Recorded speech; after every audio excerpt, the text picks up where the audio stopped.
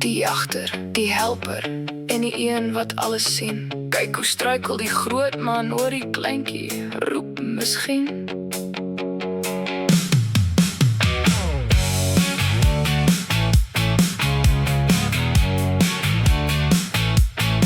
Leo was koning van die hoekkantoorvloer, tot hy vasgevang raak in 'n draaideur.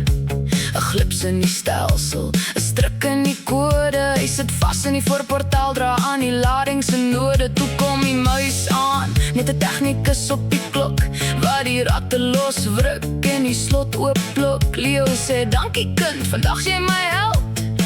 Terwyl die jakkals van oorkant af die toneel bekyk versteld. Oor die leeu skuld de skuld aan die een wat hy ignoreer, terwyl die jakkals snel hou en in stilte noteer.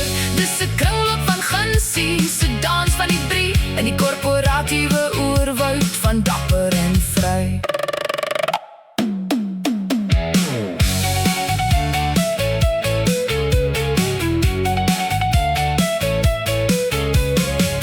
Stap nader met 'n grinnik en sug, 'n koning deur 'n muis gered. Ja nee, tyd vlieg vlug. Die magtige, die nederige nodig om regop te bly. Dis 'n koerant opskrif, 'n storie vir die straatsery. Leo grom vir die jakkals, bly by jou eie ontwerp. Maar die muise sal weer terug by die werk. Werk stilletjies voort, doen wat hy moet, terwyl die jakkals die waarheid soos 'n skerp masker groet. Die leeu het die spiere, die muis het die vernuf, die jakkals het die tong wat al stil kan bluf. Een red die lewe, een breek die ketting se steen, en een vind 'n manier om wins uit pyn te leen. Wie wen nou eintlik? Wie's die naar? In die wrakstukke van die goue reël se gebaar. Oor die leeu skuld de skuld aan die een wat hy ignoreer, terwyl die jakkals stel hou en in stilte noteer.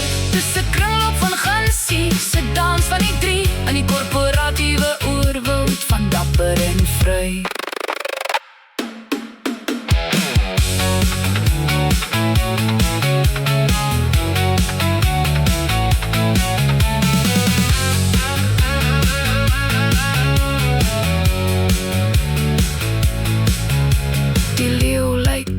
Die muis lê in 'n hand, maar die jakkals is die enigste een wat dit reg verstaan.